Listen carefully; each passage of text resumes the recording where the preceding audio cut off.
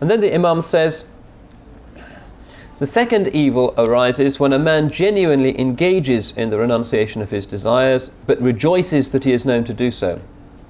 In other words, he really is abandoning watching television or idle conversation or overeating or whatever.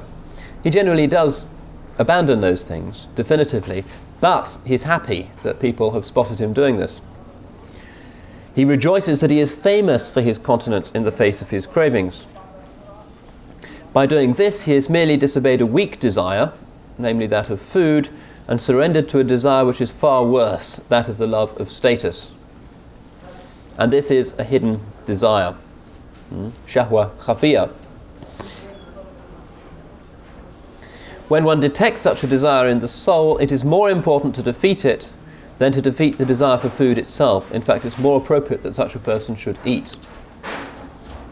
If you do have the ability to renounce delicious things, but you don't quite have the ability to renounce the pleasure you take in that being noticed, even if it's by your close family, then it's better for you to eat those things.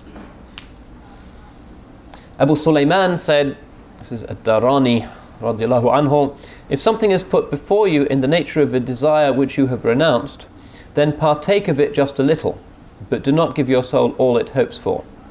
In this way you will banish a desire without making it pleasurable for your soul.